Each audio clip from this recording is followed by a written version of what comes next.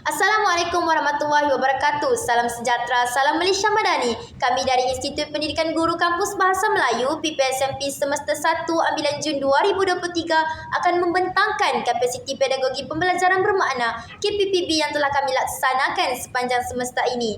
Bak kata pepatah tak kenal maka tak cinta, maka izinkan saya memperkenalkan ahli-ahli yang terlibat dalam usaha ini. Saya Syafila binti Muhammad Safi'i bersama dua rakan pembentang iaitu Muhammad Brilliant Choi bin Iswan Choi dan Muhammad Syah Mukris bin Muhammad Syahril. Kami dibimbing oleh Puan Wijaya Laxmi, Dr. Syamsul Aizwani dan Puan Sarima.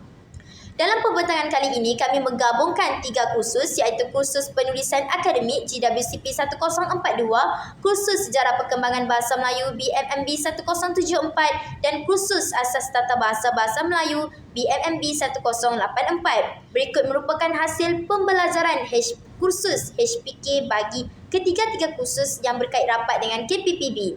Kita bergerak kepada fasa perbincangan. Big idea yang telah dibina berdasarkan gabungan ketiga-tiga kursus ialah celik bahasa, memperkasa bahasa Melayu. Seterusnya, the essential question yang dibina bertujuan untuk membantu para pelajar menyelesaikan tugasan.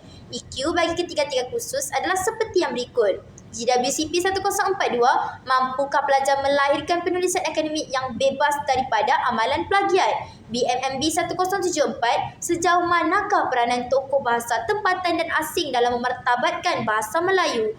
Dan BMMB 1084, sejauh manakah dapat mengenal pasti jenis kesalahan ejaan dan tata bahasa dalam penggunaan seharian?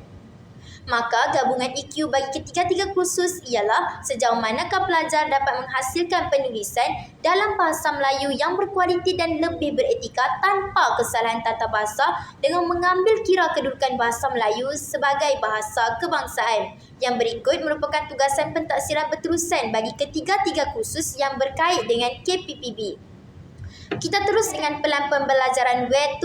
WHER2 merupakan akronim kepada 7 perkataan utama iaitu what apa arah tujuan, hook menarik minat pelajar, equip membantu pelajar, meneroka dan menyelami makna idea utama, rating mengadakan aktiviti kolaborasi, evaluation peluang penilaian kerja dan implikasinya, talent sesuai dengan kepelbagaian, kebolehan atau latar belakang pelajar dan organize penglibatan secara maksimum dan berkesan. Seterusnya ialah pemanfaatan digital yang merupakan elemen penting dalam model reka bentuk pembelajaran bermakna. Kami telah menggunakan pelbagai aplikasi digital sepanjang semester ini seperti Google Scholar, Searchgate, Google Slide, laman web Dewan Bahasa dan Pustaka, e-journal, Mendeley, Emirate Publication, Google Classroom, Google Slide, Canva, WordWall dan YouTube. Menjadi ejen pencarian maklumat berkaitan cara penulisan ilmiah dan pendedahan cara menulis rujukan yang betul mengikut sistem APA yang terkini. Di samping itu, kami juga berpeluang bertukar-tukar fikiran dan pendapat dengan rakan-rakan dari IPG Kampus Pendidikan Islam. Kami banyak membincangkan topik yang berkaitan dengan kursus sejarah perkembangan bahasa Melayu.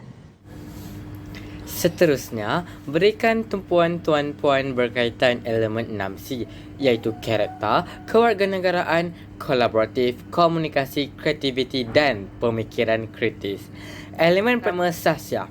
Kami membina sahsia dan integriti dalam diri. Pada masa yang sama, kami menerapkan sikap moral yang baik dengan melunaskan tugasan dalam tempoh masa yang diberikan.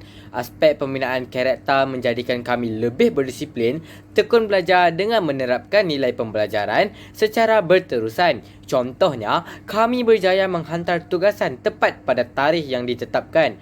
Kami juga membentang tugasan dengan penuh keyakinan. Seterusnya, elemen 6C yang kedua ialah kewarganegaraan. Kami menerapkan nilai cinta akan negara dengan memberikan diri kami peluang berinteraksi dengan pelbagai pihak yang terdiri daripada latar belakang budaya dan bangsa yang berbeza. Elemen ini dapat dibuktikan apabila kami mengkaji tokoh-tokoh yang gigih berusaha untuk memartabatkan bahasa Melayu. Semasa proses kajian ini dijalankan, kami bukan sahaja dapat menambah pengetahuan berkaitan tokoh yang kami kaji, tetapi pada masa yang sama, kami secara tidak langsung mendapat juga maklumat berkaitan tokoh-tokoh pejuang bahasa Melayu yang lain. Hal ini meningkatkan lagi rasa cinta kepada bahasa kebangsaan kita. Ketiga, kolaboratif. Kami telah berkolaboratif dengan beberapa pihak bagi menjana pengetahuan baharu dan seterusnya membantu kami menyelesaikan tugasan. Perkara ini dapat dibuktikan apabila kami berpeluang berinteraksi dengan pensyarah di Maktab Duli Pangeran Muda Brunei iaitu Dr. Ernie Zahdina. Kami melaksanakan temu bual menggunakan aplikasi WhatsApp tentang strategi dan pendekatan yang biasa digunakan semasa sesi pengajaran dan pembelajaran. Beliau turut membantu kami agar lebih memahami hal berkaitan penyediaan bahan bantu mengajar BBM. Elemen 4, komunikasi. Kami dan pensyarah saling berkomunikasi secara fizikal maupun secara dalam talian untuk menyampaikan maklumat. Perkara ini dapat dibuktikan bahawa apabila kami berkomunikasi bersama pensyarah di Brunei, beliau berkongsi banyak bahan berkaitan amalan dan kaedah pengajaran bahasa Melayu bersama-sama pelajar beliau. Selain itu, beliau juga berkongsi modul-modul yang digunakan di negara Brunei untuk rujukan kami. Elemen kelima, kreativiti. Kami dapat menjana idea yang lebih kreatif dalam menghasilkan inovasi yang berbentuk fizikal maupun secara maya. Kami telah menyediakan bahan bantu mengajar untuk kursus sejarah perkembangan bahasa Melayu berkaitan dengan tokoh-tokoh yang pernah memartabatkan bahasa Melayu. Elemen terakhir, pemikiran kritis. Kami mengaplikasikan kemahiran berfikir secara kritis bagi menyelesaikan tugasan yang melibatkan penggunaan digital bagi menghasilkan e-portfolio. Perkara ini dapat dibuktikan ketika kami membina soalan kuis berkaitan dengan kursus asas tata bahasa Melayu untuk dibentangkan ketika sesi pembelajaran dan menjawab soalan yang diberikan oleh pensyarah semasa sesi pengajaran.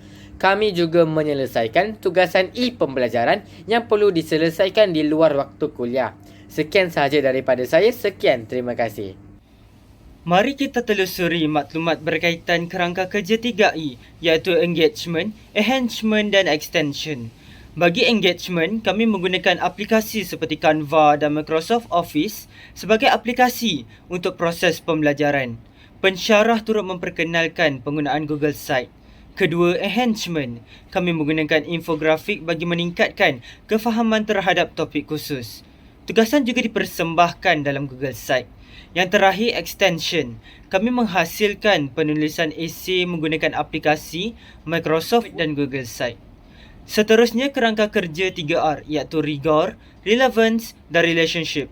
Kami telah mengaplikasikan kerangka ini dengan mencipta bahan bantu mengajar yang bertemakan tokoh bahasa Melayu, tempatan dan luar negara. Kami juga berusaha mengaplikasikan kemahiran berkomunikasi yang berkesan dengan menggunakan Nahu yang baik di samping meneroka lebih banyak perbendaharaan bahasa Melayu.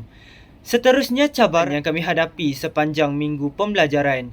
Kami perlu melalui banyak proses dan prosedur sebelum memperoleh maklumat sebenar di lapangan. Hal ini kerana kami perlu menyediakan kertas kerja sekiranya hendak ke lapangan bagi mendapatkan informasi yang tidak dapat kami temukan di perpustakaan. Keadaan ini menuntut waktu sebelum kertas kerja diterima dan disahkan oleh pihak pengurusan tertinggi.